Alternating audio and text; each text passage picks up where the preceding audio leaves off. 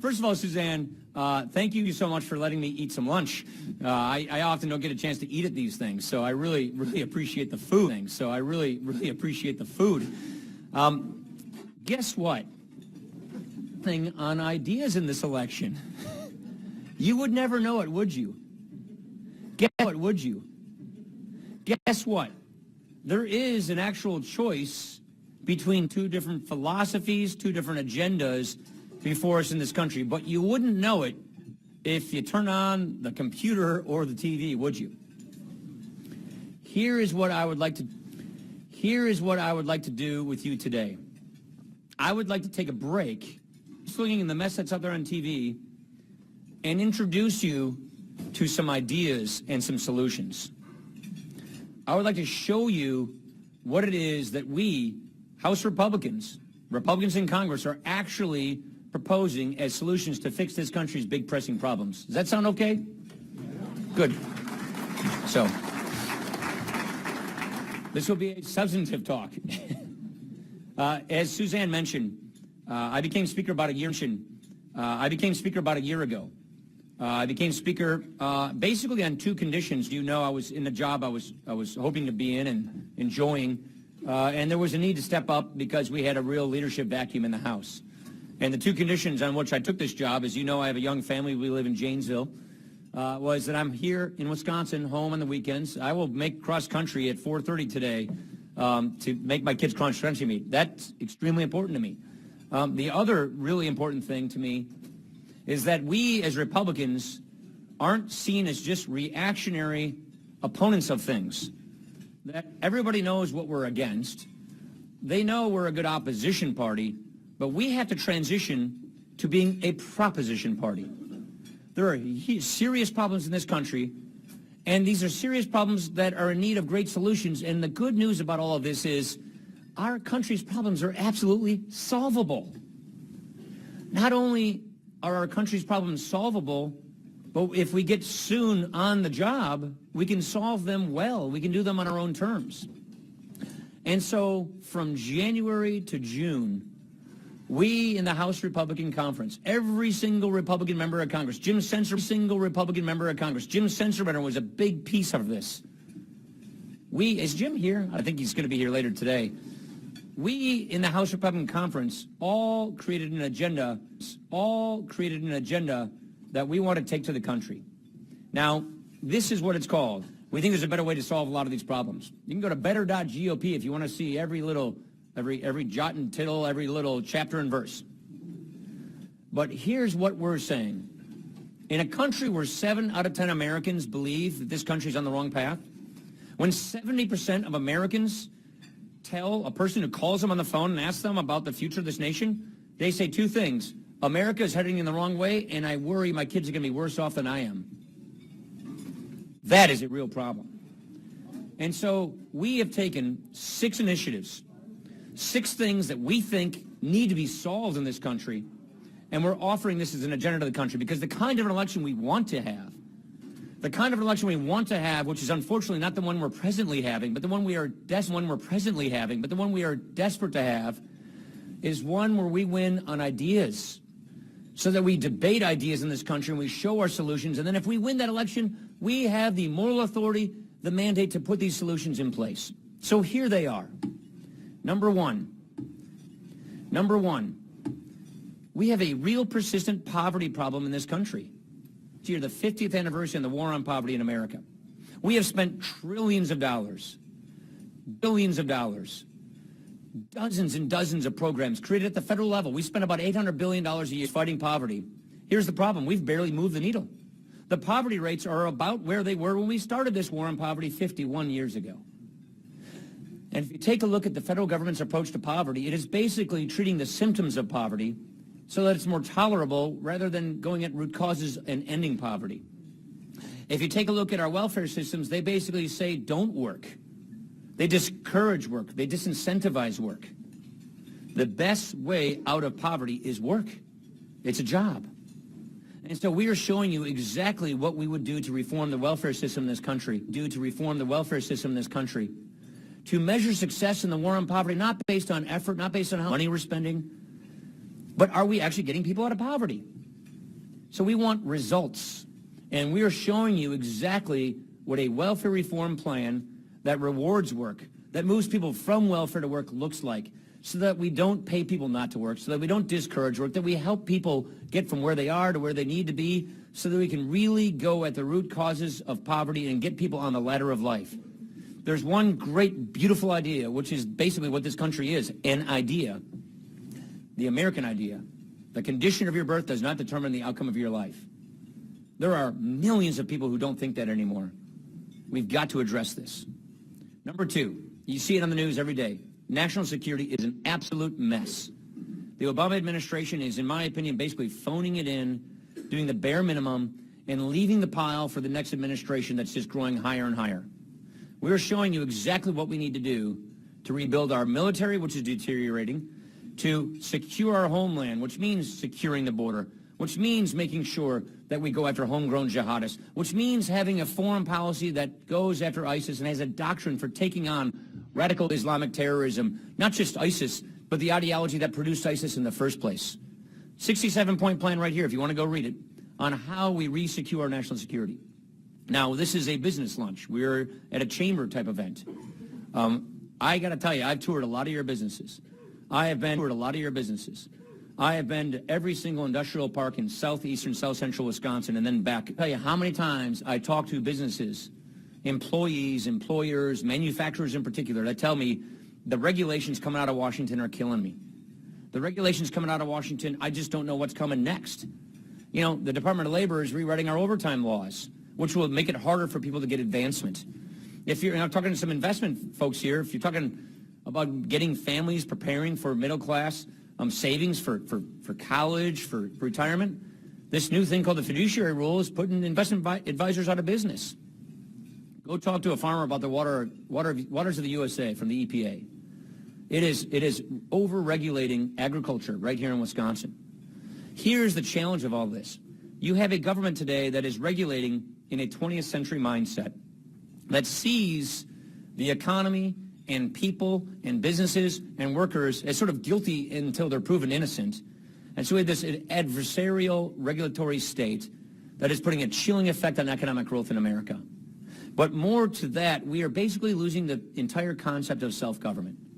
And so again, we are showing you exactly how we would overhaul the regulatory system in America so that we have smart regulations, so that we can have faster economic growth, so that you can actually create a business and grow a business and hire people at that business.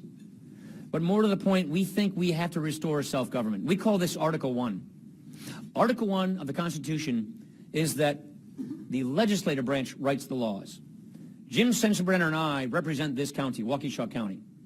Jim Sensenbrenner and I don't vote on any of these regulations I just told you about. Waters of the USA, which is hyper-regulating our farmers, we don't vote on that. The rewrite of all of our overtime rules, making it harder for people to get advancement at their businesses, we don't vote on that. I can go chapter and verse where we have unelected bureaucrats. We call it this new fourth branch of government. They're the ones writing our laws that Congress has no say-so. So here's what we're saying. And Paul Farrow, he knows what I'm talking about. Margaret Farrow, she knows what I'm talking about. In Madison and other state legislatures, 32 state legislatures, they actually have a say-so on the regulations before they go into effect. We're saying all these rules and regulations that have the full force of law, that regulate our hospitals, our schools, our businesses, our communities, they got to go through Congress. They got to go through Congress for a final vote, an approval or amendment before they go into effect. That's how you restore self-government. That's how you restore the whole concept that we as Americans govern ourselves through our elected representatives, and that the executive branch, Article 2 of the Constitution, faithfully executes those laws. This isn't just Barack Obama's fault. It's been going on for a long, long time. He's just taking it to a whole new level. Now, number 5, this health care law isn't working, I got to tell you. How many of you agree with me that this health care law is not working? You all know it. You see the double-digit premium increases. You see the massive deductible increases. The deductibles are so high for families that you might as well not even really have health insurance in the first place.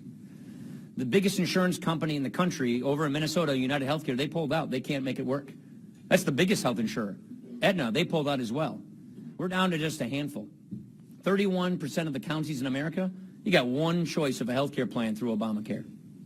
So this law is not working. I met with the actuaries of the Blue Cross Blue Shield plans a few months ago, and they said, Congressman, the law is failing 2 years ahead of schedule.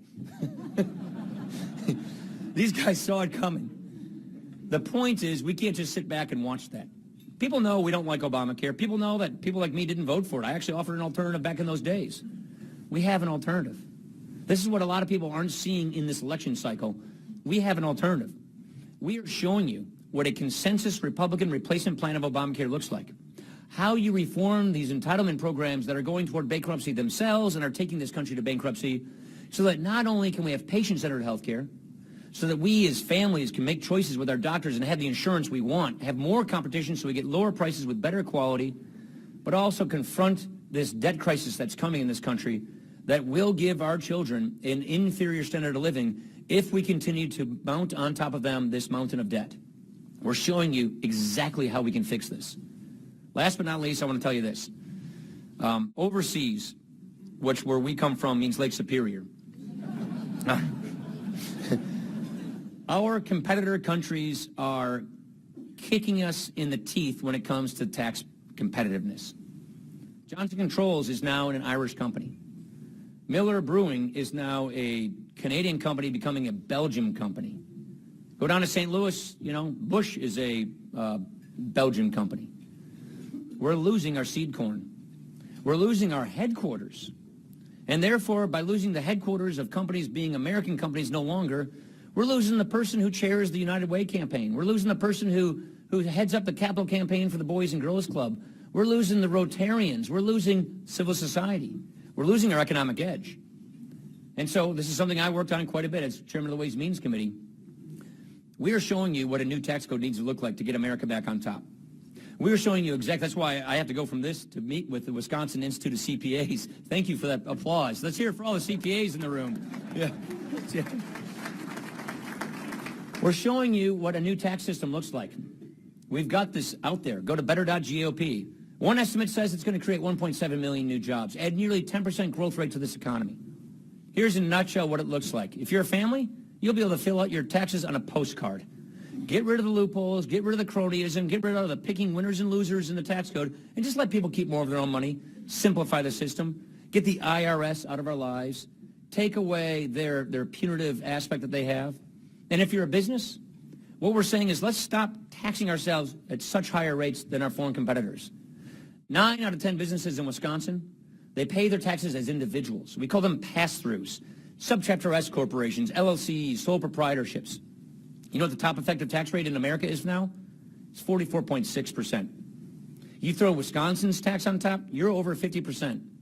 So go to any industrial park in Wisconsin, like the one right over here across the street. 9 out of 10 of those businesses are paying as high as a 50% tax rate. You know what the tax rate in Canada is? 15%. You know what the tax rate on businesses in Ireland is? 12.5%. England of all places is going down to 18%. China's at 25%. The world, on average, taxes their businesses at 23%. And so we're socking it to our successful small businesses at 44.6%. Our corporations, like Johnson Controls used to be, or Harley is, Johnson Wax, 35%. And what's more to it, if you make something in America, like, a motorcycle, and you sell that motorcycle overseas, you pay that country's tax. So if we take a Harley, we make it in Milwaukee, and we send it to Germany, you pay that German 24% tax. If Honda makes a Goldwing, Goldwings are Honda, right? You need somebody help me there? Okay, thank you. I don't ride a Goldwing. If Honda makes a Goldwing in Tokyo and they sell it in Germany, they pay that German 24% tax. But in Japan, like every other industrial country, you're done. You take that money back home and you reinvest it. Japan, like every other industrial country, you're done. You take that money back home and you reinvest it in Japan. That money back home, you got to pay the U.S. tax on top of it. This is why we have over $2 trillion of capital, of American capital, sitting overseas that can't not come back into our country to be reinvested in our country because of our screwed up tax laws. I met with a big company up in Minneapolis, really big business. They had so much money from selling their products overseas that they made in America that in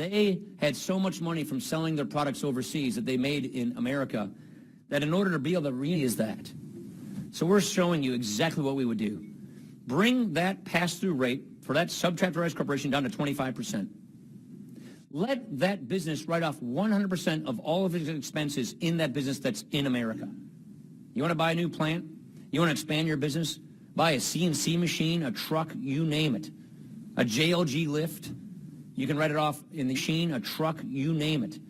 A JLG lift, you can write it off in the year in which you layers of tax, bring your rate down to 20%. And if you make money overseas, you can bring it home any darn day you want without an extra U.S. tax barrier so that you do bring that money back home. This is how you create jobs. This is how you get us leading in the pack. This is an agenda that is based on rebuilding this economy organically, making it healthier so that everybody can get higher wages and more jobs. This is about attacking the root causes of poverty so we can reignite this beautiful idea of upward mobility. The root causes of poverty so we can reignite this beautiful idea of upward mobility. Focusing on out that says, here's what national security needs to look like in this country so that we are more secure here at home and on offense abroad, and this agenda to give our fighting men and women in our military the tools they need to do their jobs. And it's an agenda to say to this government, enough already. You have been too arrogant, too condescending, too paternalistic for too long. This is an agenda to get the regulators to work for us and not the other way around. This is an agenda to say that we, the people, we run the government. We write the laws. And the government is accountable to us through our elected representatives so that we restore self-government, the Constitution, and the separation of powers. This is the agenda that we are running on in Congress, but you wouldn't know about it, would you? How many of you knew about this before I just talked about this? 1, 2, 3, 4, 5, 6, 7, about a dozen of you. So now you all know about it. Go to better.gop because this is who we are and what we're trying to achieve. So forget about the buzz of the day and forget about what Twitter storm is going on, I don't know, in the last 20 minutes, I assume. Maybe the last 5 minutes. This is who we are. This is what we believe. These are taking our principles, the ones that built this country, apply them to the problems of the day, offer solutions, win an election, get it done, save this country, go Packers. Thank you very much. God bless you all. Thank you very much. Appreciate it.